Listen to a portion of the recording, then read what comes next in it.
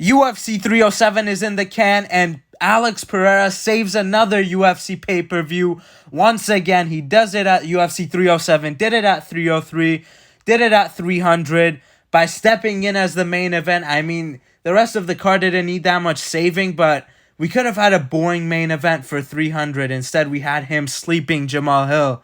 But he stops Khalil Rountree in round 4 after viciously teeing off on him with the boxing, using his jab at range, not getting overzealous and stepping into range like he did against Adesanya. He was aware of Khalil's burst that he was using in the earlier rounds and having success actually, but in the later rounds, rounds 3 and 4, it was all Poatan, the leg kick, the jab, and then teeing off in the clinch and TKOing him eventually. But hey, Khalil had a bunch of success early on. He had a bunch of success.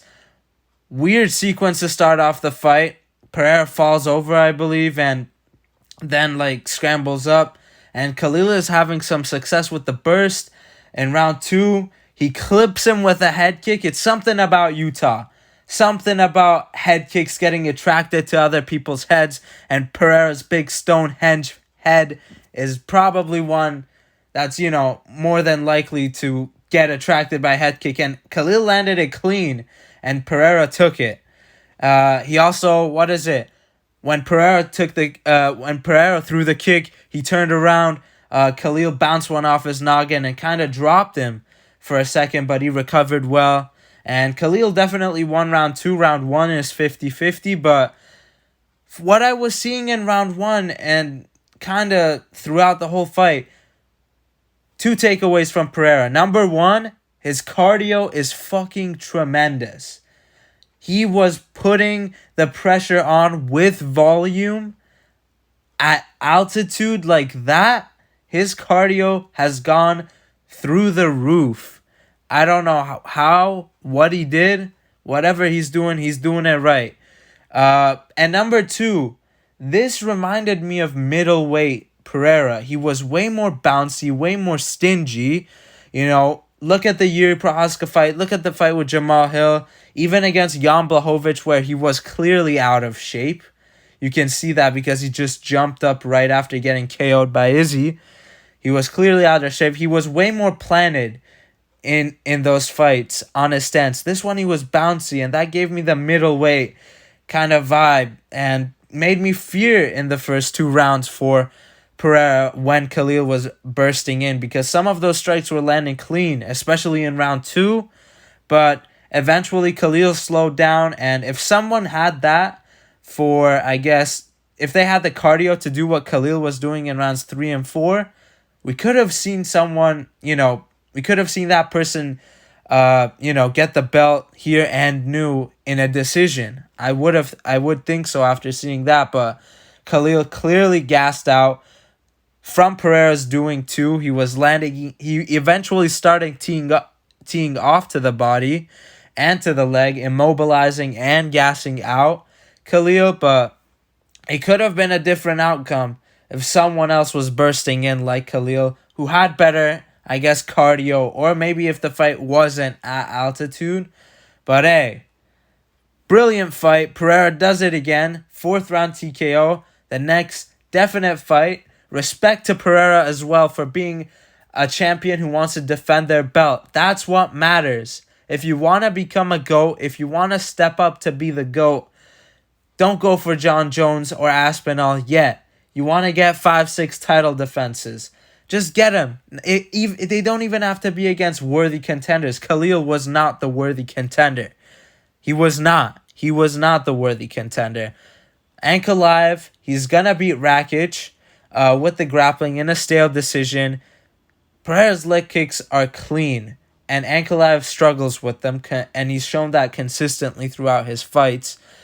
The takedowns aren't there from Ankalaev and stuff, and I think he could handedly do Ankalaev in a 5-rounder wherever in the world it is. Abu Dhabi, Saudi, even Utah. I think it would favor Pereira now, seeing the pace at which he's, functioning at. So, brilliant fight. Pereira saves the day once again, and I just want to show this before I, get into the rest of the fights as well. This fat motherfucker with the biggest ego and face of envy I've ever seen. Beer belly, probably smoked a lot of gas at altitude. I've never seen somebody walking around strutting like they're the man after getting first round knocked out. And the other guy has gone on to win twice, and you're still shitting on him in some way. You're still shitting on him, saying it's light work. Bunch of fucking comments saying like he's waking up from his nap from 300. I think like Jamal Hill genuinely believes he still warranted a title shot, and he still thinks that he's coming off the injury, the Achilles injury. So, crazy shit from this motherfucker. Out of his mind. Yeah, he's injured right now too. Even crazy. I think Pereira will fight Ankalaev, even if he goes up to heavyweight. Sure, I don't want that right now, but later on, definitely, if he defends the belt like 5-6 times, because we need someone else in the GOAT discussion.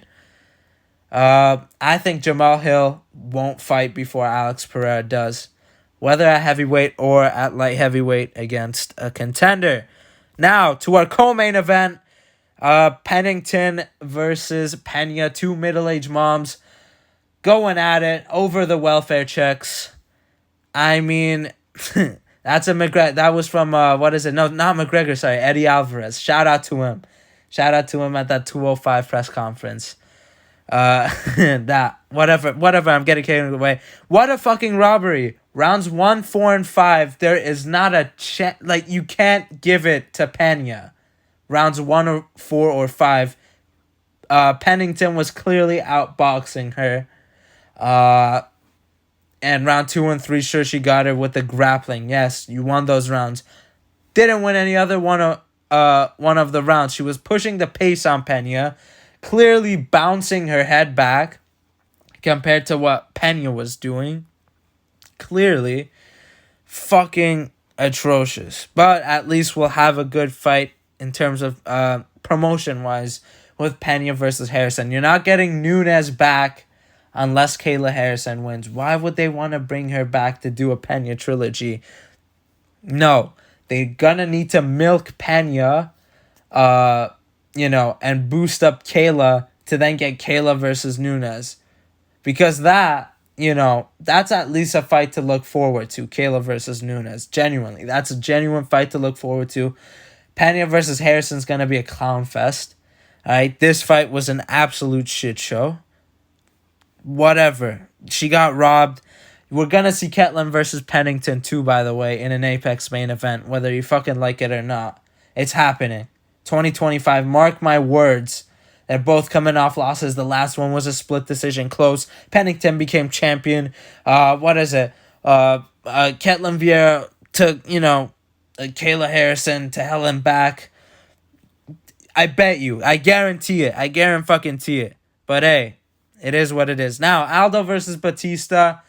Look, people are going to say robbery. And yes, Mario Batista did put on the boring game plan that Merab did as well at altitude, but it was a really close fight. It all comes down to round 3, whether you judge it, and the first 2 rounds are split between, I think I gave Batista round 1 and Aldo round 2. I definitely have to rewatch this, so take this opinion lightly, but I would slightly edge towards Batista winning round 3. I thought he won rounds 2 or 3? Maybe I'm confusing the rounds. I genuinely, my heart rate was pumping in that main event, and I was asleep during the co-main event. Not actually, but metaphorically. Yeah, I kind of breezed past me.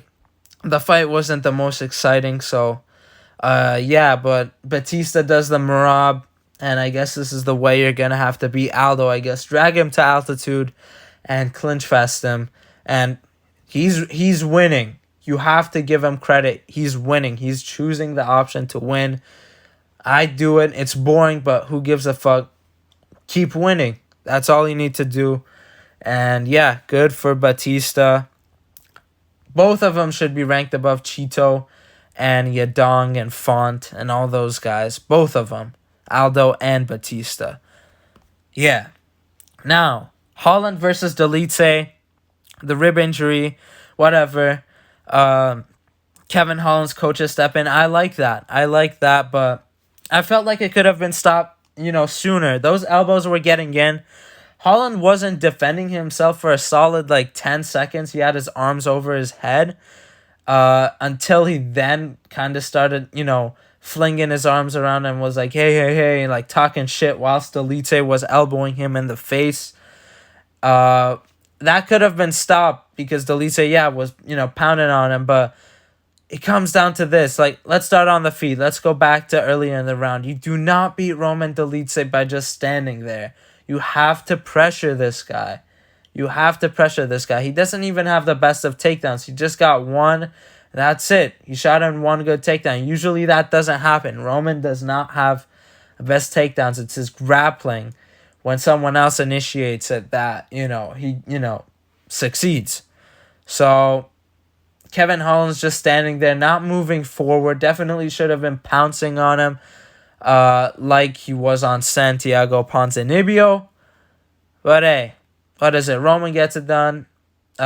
And yeah, it should have been stopped because Kevin was wincing and kind of expressing pain and covering up whilst Delit was grounding, pounding him.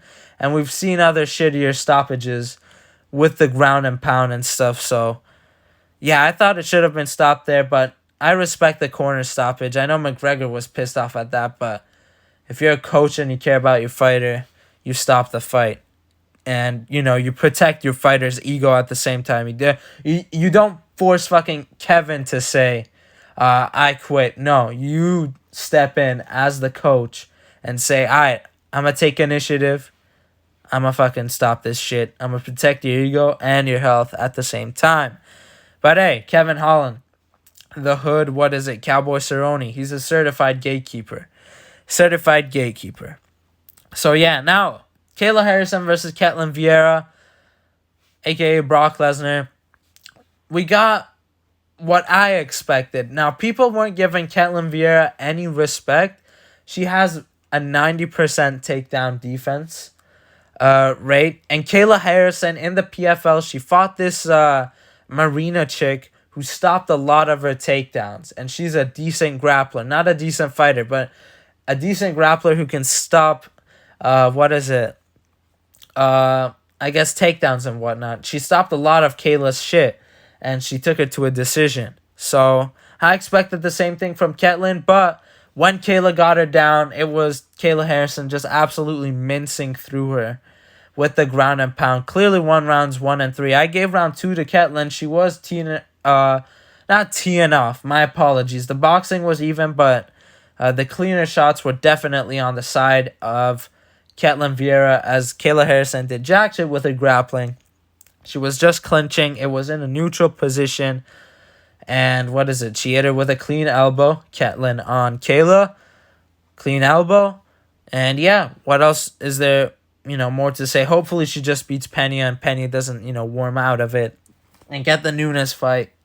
And then Nunes comes back. Because it doesn't make sense to, Nunes is obviously going to beat Peña in the trilogy. The UFC wouldn't want that. They want, a champion coming back to reclaim it from a worthy challenger, not a chick she 50-42'd. Even though she beat her once 3 years ago, no, that's not the story. That's not the story the UFC or, I guess, the fan wants. So, not kidding. That's a Family Guy reference. Anyway, good shit from Kayla. Buckley versus Thompson. Thompson looking good, but got clipped. His defense wasn't there. I said this, you can't, let me just say the grappling was there, the game plan was there, but he was evading a lot of, Thompson was getting up. People underestimate his takedown, actually, get-ups and stuff. Shafkat's good. Bilal is the champion. And, with Gilbert Burns, Gilbert didn't have too much success. And Wonder Boy showed that he could survive that. So I expected the same thing here. But the striking looked on point. Managed Buckley for the most part at range.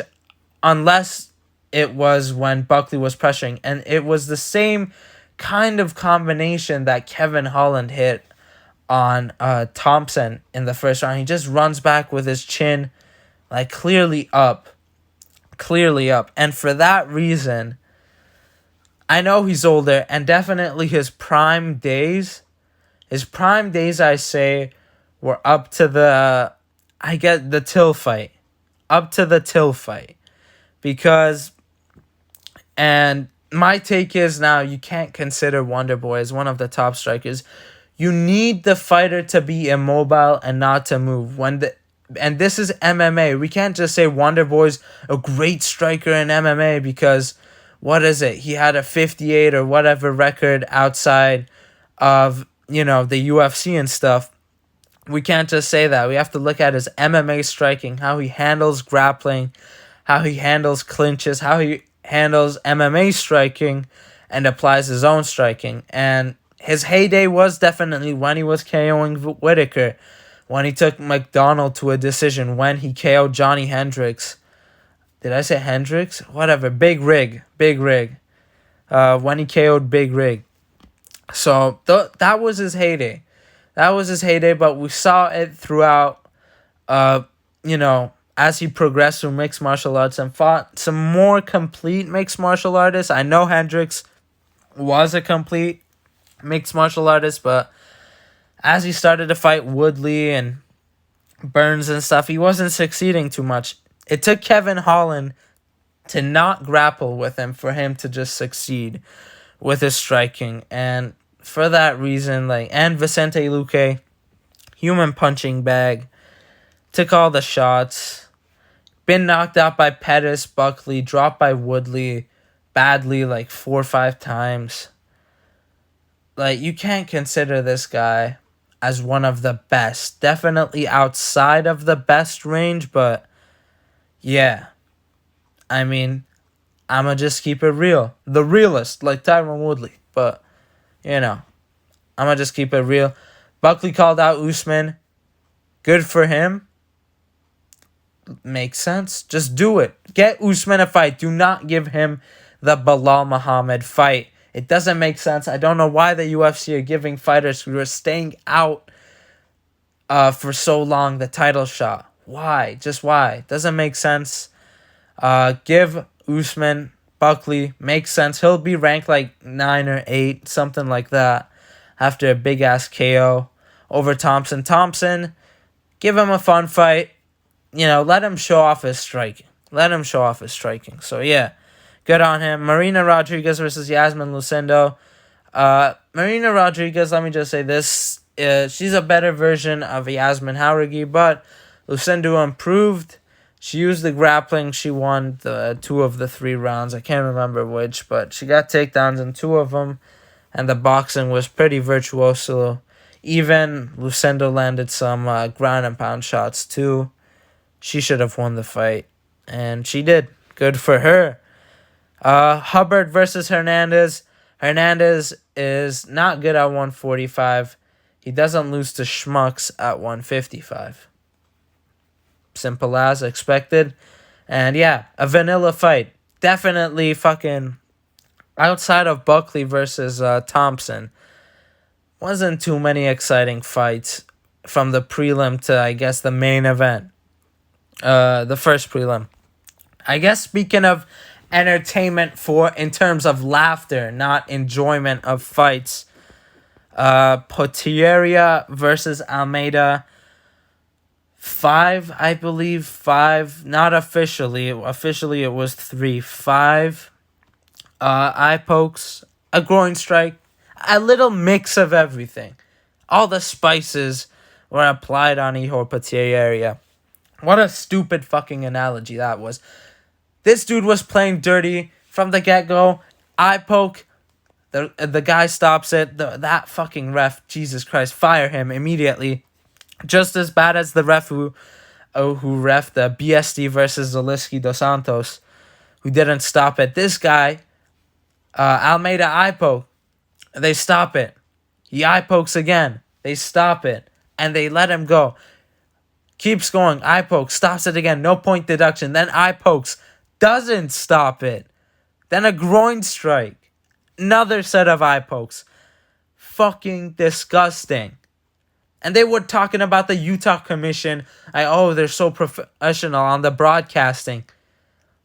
They fucking better fire that ref if they want to keep their reputation together. This dude, it's just like... And another takeaway. One of my many takeaways from this card. I gotta stop repeating myself too much. And I know I'm gonna do it again in like the next couple minutes. Because that's how, I function, I guess. But if you're in a guillotine, like in a deep guillotine, not the Span St. Preux guillotine where Span's mounted you. No. Say what? Oh my God, I don't even know why I thought of this, but Stuart Nickel versus Jesus Aguilar. For the real hardcores who watched the first fight of 305, by the way. If you're in that kind of guillotine where you're just in someone's guard, they have their legs around you, they're squeezing your head off, and it's tight, you can't seem to get out of it, jam your fingers in your opponent's eyes. It's unethical, it's unmoral, it's a dirty, dirty fucking move, right? But what's gonna happen? You're about to lose to submission, so eye poke, lose to a DQ. That's better. You can't... I didn't get submitted. I was almost out. My fingers just slipped in. You can easily say that. B, you eye poke. They stand you up. He's compromised, right? From the eye poke, they're going to take 2 points off you. Now you're going to have like an opponent with 50% vision standing in front of you. You're fresh on your feet. This guy's arms are gassed out and he has like one eye after you've poked it out. So what? They take a few points off of you. They're not going to put you back into the guillotine. Fuck that. They ain't. Play dirty. And in general, Gilbert Burns said when he got kicked by Sean Brady, he kicked back. Do that. Eye poke in the fight.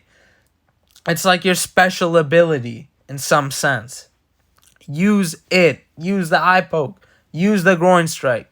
Just use fouls. It's fair. It's unfair, but fair. Right? But, yeah, other than the fight, Pereira. I expected the grappling. I picked him because I expected him to grapple and succeed, and he did. For the most part. I did not expect a fucking guillotine from Almeida in round 2. And if there was no eye pokes, I would have been hella impressed. But there was. So I'm not going to be. He gets a decision. I don't care. Too many fouls. Way too many fouls for my liking. Weidman-esque performance. Weidman Bruno Silva. Weidman. Not men. Weidman. Whatever. The All-American. Chris Weidman. There we go. St. Preux versus Span. St. Preux let him win. That's that. St. Preux let him win. No. Right hand. Stumbles him. Shoots him for a takedown guillotine. Span has a very good guillotine. Simple as. Carla Esparza versus Tisha Pennington. Someone actually... What is it? Dark Masterminds, what was it? The Insta account. He said he wishes the downfall of the Pennington family, and I guess that split decision loss was deserving for Raquel Pennington. 16-10 former champion now. Interesting. But this fight, Carla should have won. Round 1, clearly won. Round 2, Tisha clearly won. Round 3, Tisha's winning until the final 20 seconds. It's about fight-ending sequences. Carla has her mounted and she's landing heavy elbows. Very heavy elbows compared to the other strikes in the round. She almost has her out of there. It's as crazy as it sounds. She really did almost have her out of there. In that final exchange. I don't know why people are screaming robbery. That was a way more significant moment. Sure, she had the cumulative with the leg kicks and all, but fuck me, that ending. That ending, way more significant. And yeah, they had the promo package for her. She gave us Rose versus herself too. Legendary fight. We'll never forget them, giving us that break between Chandler, Ferguson, and Gaethje Oliveira. Legendary fight. 5-round fight. And 2-time champion, you can't take that away from her. Beat Verna Jandiroba, Grasso, Rose Namajunas twice, Yan Xiaonan, Marina Rodriguez, losses to Tisha Pennington, Claudia Gadelha, who was good in her heyday, I guess, and Randa Marcos, who, if you don't know, she has a 10-12 record. And when she beat Carla Esparza, she had pretty much the same record, even worse, like fucking 6-5, 7-5, something like that, something horrible. And she got a split decision over Carla, and Carla went on to beat a lot of good people and get a lot of good wins. Insane. But yeah, at least the Cookie Monster outfit on a kid looked cute. I guess you can say that. And yeah, they gave her the video package. If they didn't, and they only gave it to Michelle Watterson, wow, that would have been bad. But hey, good win from Carla Esparza. Good on her. And then Court McGee subbing Tim Means, just getting him down and getting him out. What else is there to say? Easy work for the great Court McGee. Easy work. Tough winner. Beat Whitaker. Too good. Yeah, that was my full card recap. Like, subscribe, comment if you want. You know what? Don't subscribe or don't like. Whatever. Do whatever you want. Check out other people's videos and reactions. And yeah, peace.